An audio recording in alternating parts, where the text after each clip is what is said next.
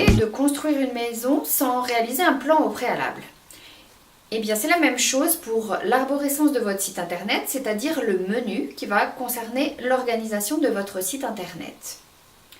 À partir de votre métier, de vos objectifs et des attentes des internautes que vous connaissez, vous allez pouvoir construire un menu qui soit efficace et qui évite ainsi de perdre ou de décourager les internautes. Premier point à avoir en tête, le visiteur passe en moyenne 2 à 3 minutes sur un site internet.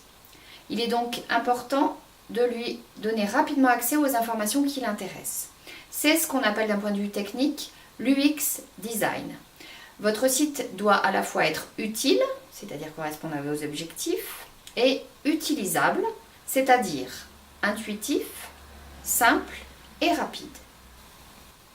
Deuxième point, qui est en lien avec le premier, la règle des 3 clics.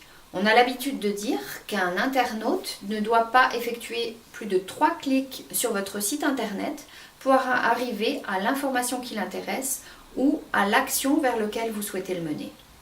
Attention, votre menu de premier niveau doit comporter maxi 7 à 8 rubriques. Troisième point à prendre en compte, la notion de pyramide inversée dans le menu. De la même façon que je vous disais que les informations les plus importantes doivent être placées en haut à l'intérieur d'une page, il en est de même pour le menu. Les pages les plus importantes doivent être en premier niveau de menu, puis éventuellement en sous-menu et si besoin en 3e niveau de menu. N'allez pas cacher une page importante dans un sous-menu. 4e et dernier point, la prise en compte de la lecture de votre site internet sur tablette et smartphone. Depuis 2016, la navigation sur internet est plus importante en France sur les tablettes et smartphones que sur les ordinateurs. Aussi, tenez-en compte dans votre site internet, mais également dans l'accès aux pages antérieures.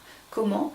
Je conseille notamment la mise en place de pavés cliquables qui envoient vers des pages de votre site internet sans nécessairement passer par le menu. Mais nous aurons l'occasion de revenir aussi sur la notion de lien interne.